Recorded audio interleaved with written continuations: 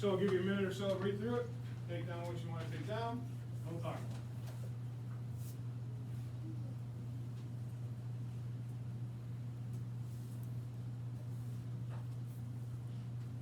So Sam and Kate and Andrew are gone in the swimming pool, so they're swimming today.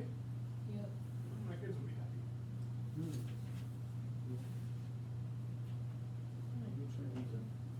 Get free pizza after they get done swimming? No, that work. Oh, I say the kids get free pizza as well. It's spoiling. I'm gonna have to take things away from them over the course of the weekend to even it out.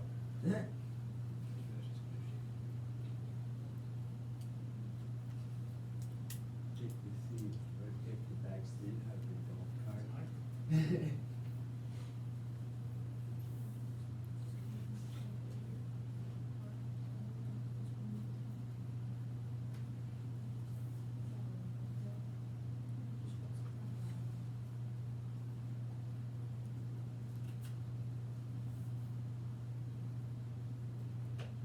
So when something like this pops up on the notes, honestly, it's probably in your best interest to write it all down. This is there's a handful of slides that you'll have that it's probably the best idea to just write it all down. Because you're probably gonna see this on a test. And it's probably gonna ask you to list 2 or 3 things from each side of that equation.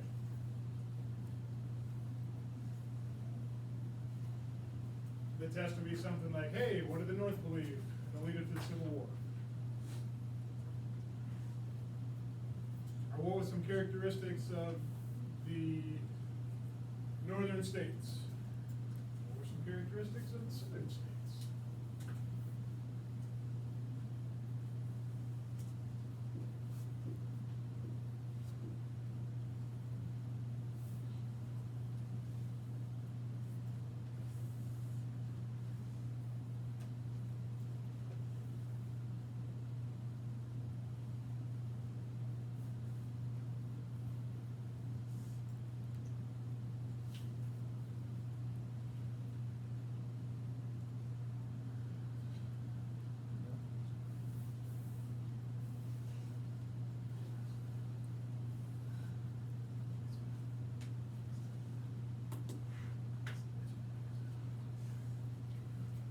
So, some of these things we've already talked about. In fact, a lot of these things we already talked about yesterday.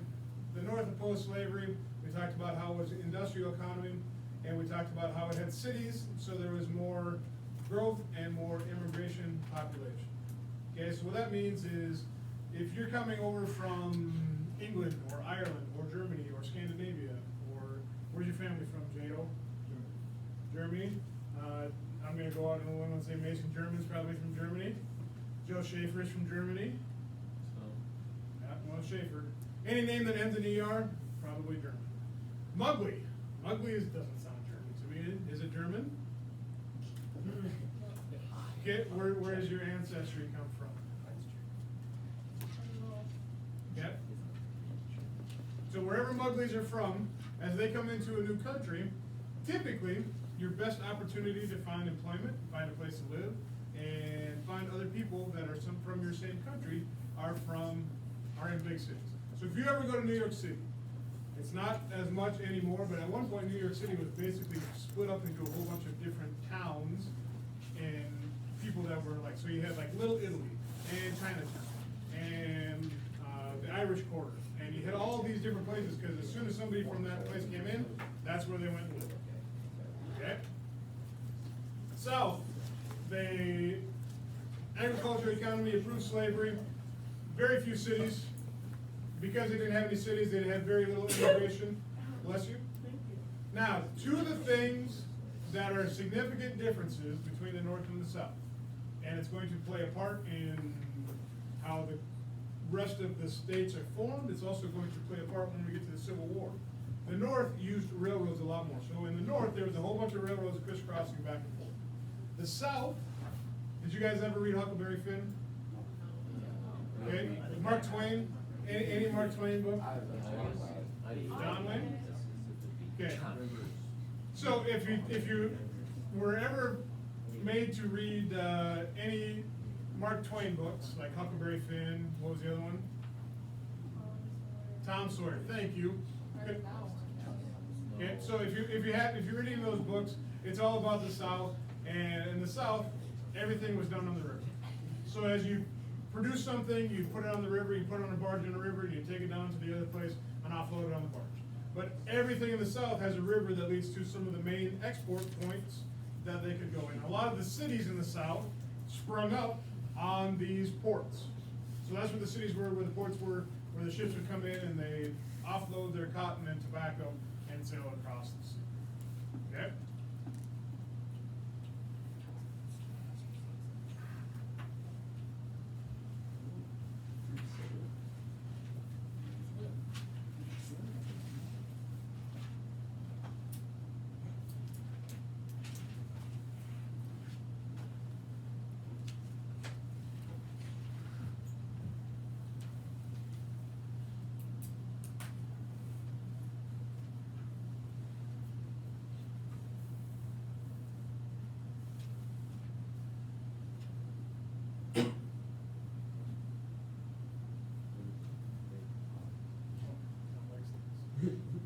Bless you.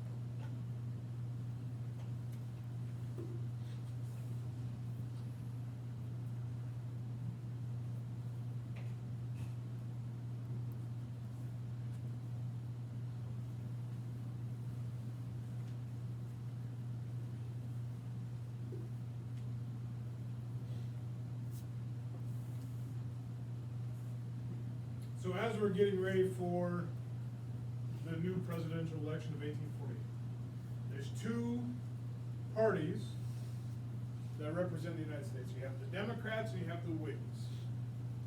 The Republican Party hasn't been formed yet.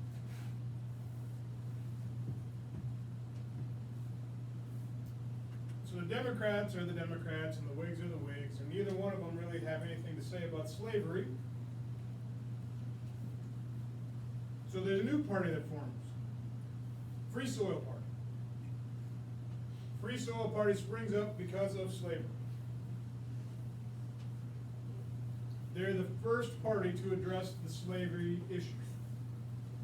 So what does Free Soil Party want? Free Soil Party wants to keep slavery out of the Western Territories. We talked about the Mexican and American War yesterday. We talked about how there was a big issue about what they were going to do with slavery west of the Mississippi, in California in particular. That's what the Wilmot Proviso was all about. They nominated a man by the name of Martin Van Buren. Does anybody know who Martin Van Buren is? Isn't he a president? He was a president. Anybody want to take a guess on the number that he was? Third. Higher. What do you mean? He wasn't the third, you gotta go higher. 15. Lower. 14. Lower. 10. Lower. 7. 13. Higher. Higher. 8.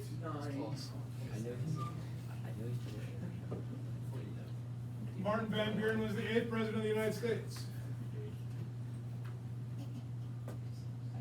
So, they got a former president to run on their platform that immediately made them a legitimate party.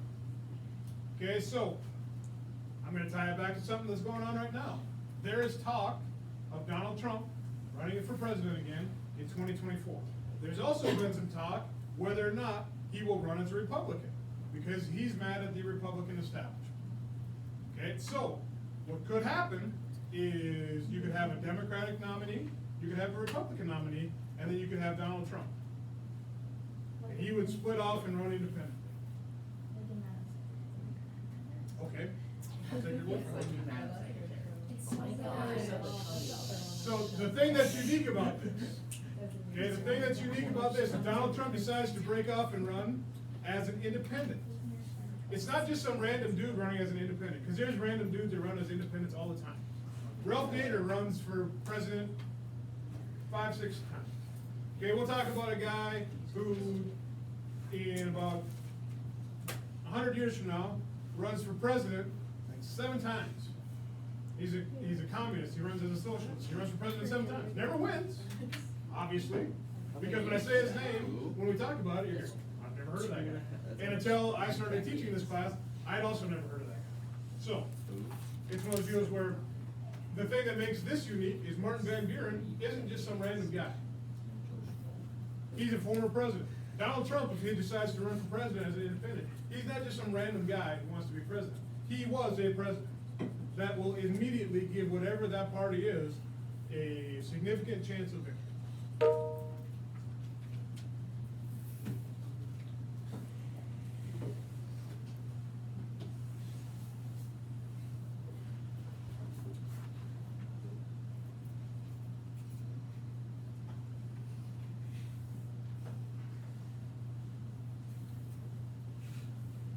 So besides the Free Soil Party, these are the other parties.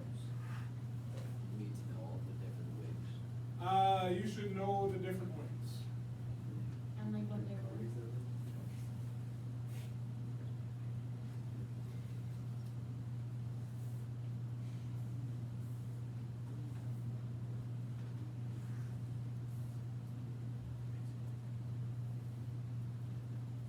Okay, so now just pause for a second.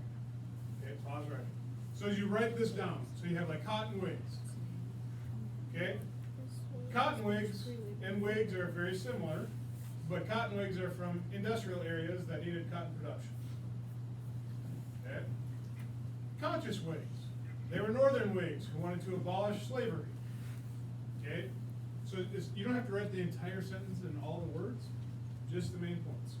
Go ahead and you can continue to write and I'll stop here.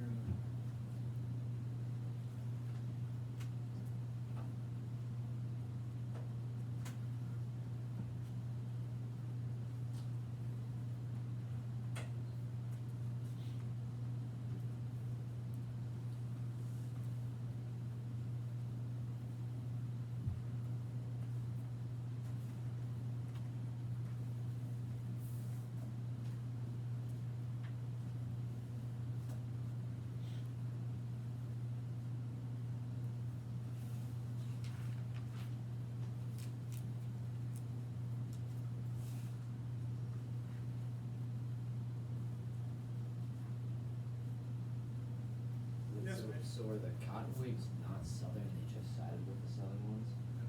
So it's like, you know, there's Republicans in the South, there's Republicans in the North, there's wigs in the South, there's your big, wigs in the North. So. It's not like all one party was located in one.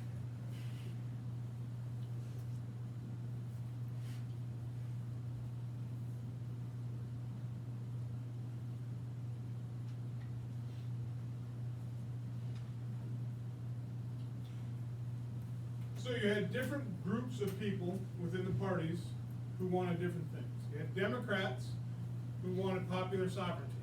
We'll talk a little bit more in detail about popular sovereignty in a little bit, but you need to know the Democrats were for popular sovereignty. Okay, they had 3 different types of Whigs. So as the Whig Party was going through, they started to break up and form different factions.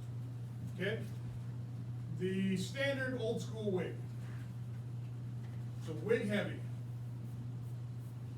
Didn't have any platform. They didn't address slavery, they didn't do anything. They just picked the most popular guy and said, you are running for president. Now, uniquely, the guy they picked was the most popular guy because he was a Mexican war hero. So the Mexican War just finished up, and he was the hero of the war. Everybody knew who he was. He was in all the newspapers. He had never voted before, and he was a slave owner. So even though the Whigs didn't have a platform that say, we supported slavery, if you have a guy who owns slaves, that is fairly obvious that you are going to support slavery. Okay? And cotton wigs. Now, cotton wigs were wigs from the North and the South, but they were from the city. So whether or not they truly wanted to fight for slavery or were against it or for it, they needed the cotton, the people that they represented needed the cotton to keep coming into their cities so they could continue to make the products to sell. So again, it's about money. So there was people in New York who were elected officials, and New York was an anti-slavery state, no slavery, but they didn't want to abolish slavery because they wanted to continue to get the cotton so they could continue to make the shirts, so they could continue to sell the shirts, so they could continue to make money. And then there's a conscience. Those were people from the North who wanted to abolish slavery. And then they split off, and they formed two separate parties, the Liberty Party and the Free Soil Party. We already talked about the Free Soil Party with Mr. Martin Van.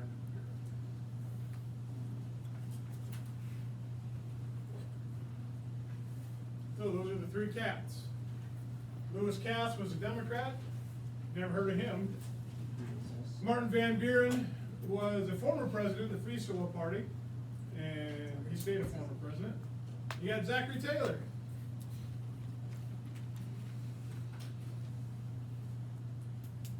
I told you we talk a little bit more about popular sovereignty. There's popular sovereignty.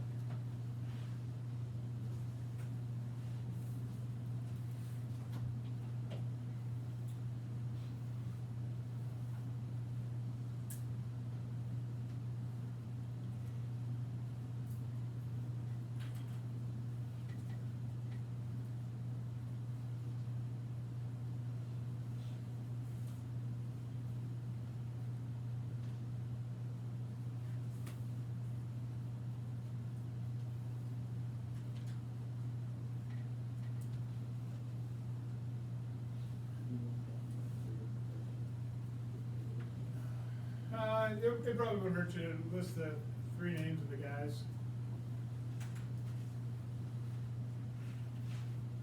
I don't like to ask questions like that typically, but you never know.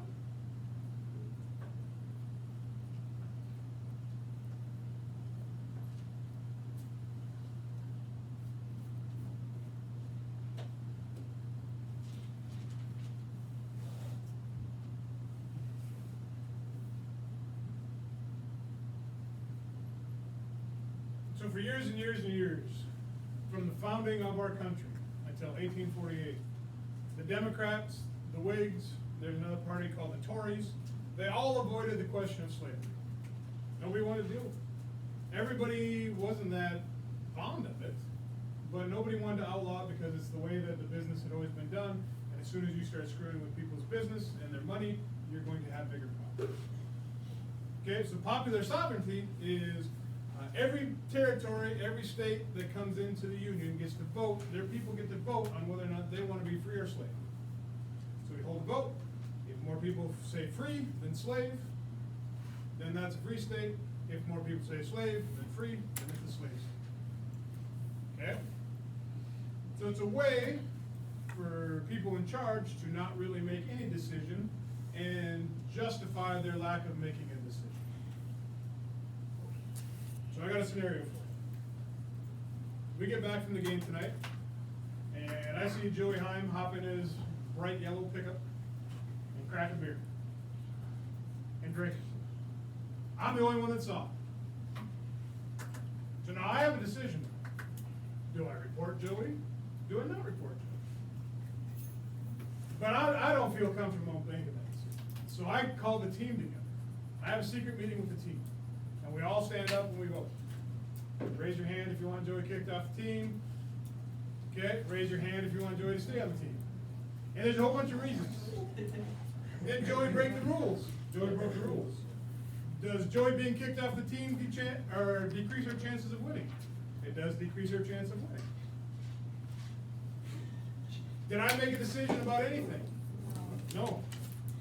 So, we take a vote, the team decides to not kick Joey off. Okay, Okay, then I forgot that I saw Joey drinking beer and I go about my day. We take a vote, the team decides to kick Joey off. Then I go and report it and go about my day. But I don't make any decisions. You guys make the decision. So when it comes back to you, when it comes back on me, and all of a sudden Jake Cadoon says, "How could you kick Joey off?" I said, I didn't do anything. You guys kicked Joey off. I'm just here. And that's what they were playing the game. So if somebody comes up to a politician, "How can you support slavery?" I said, I don't support slavery. I support the right to people to choose their own adventure. Unless you're a slave, then you don't get a choice.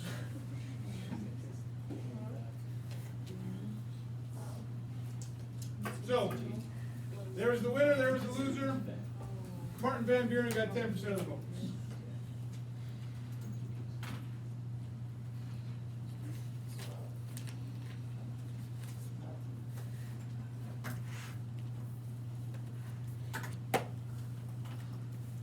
This will be the last one we talk about today.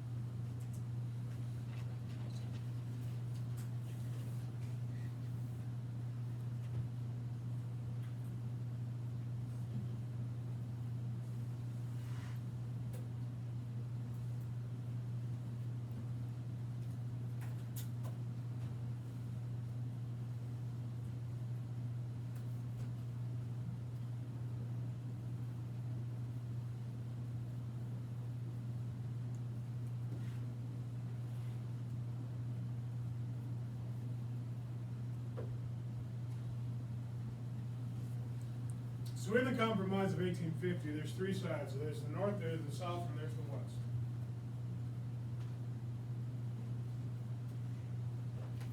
All three of these sides are making demands.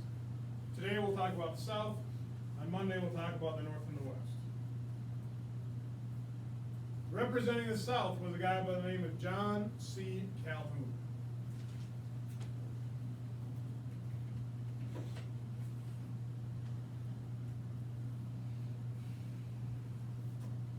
So here's what the South wanted.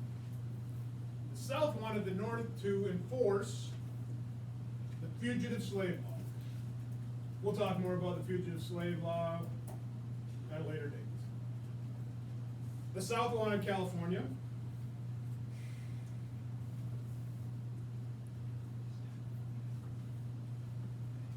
(1850), and it's been going on a little bit longer than this, but 1850 is the first time in Congress that somebody from the South threatened to secede from the United States.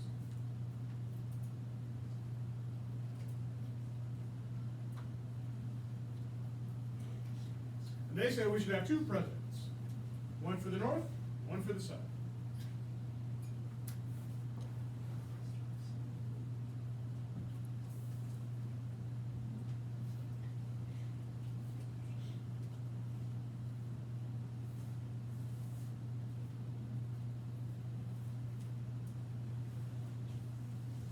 So as we started this conversation about the United States and what led up to the Civil War, we started with the Missouri Compromise, 30 years before this happened.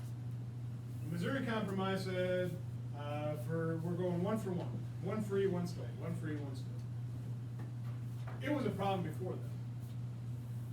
People didn't like slavery, people depended on slavery. They both had their reasons for wanting the thing they wanted. Okay? So go back to Joey Heim after the game. So we take our vote and we decide that Joey needs to be kicked off. And Joey's mad at Jake because Jake was the guy who rallied support to get him kicked off. Okay? So what happens now, that's a good use of ring finger. Okay? So now, instead of, Joey wants to beat Jake up. And I say, no, you can't beat them up here. You gotta wait. You can't let me see. So you can't beat them up in the gym where we just took the vote. Go to the parking lot. You guys get out to the parking lot. I said, well, no, you can't fight on school grounds. You gotta go to the St. John's Church parking lot. And then you go over there and it's like, ah, whatever. It's not my problem. But that's basically what the United States has been doing here. It's a problem. There's a fight brewing. Well, we're not gonna fight right now, we'll fight later. We'll make a compromise and we'll fight later. We'll make a compromise and we'll fight later. You just keep pushing the fight down the road. The fight's coming. Because these two things can't exist. Jake and Joey cannot exist in the same hemisphere. It's too much bad blood. Fight's coming. Head on a swivel, Jake. So that's what we got for today.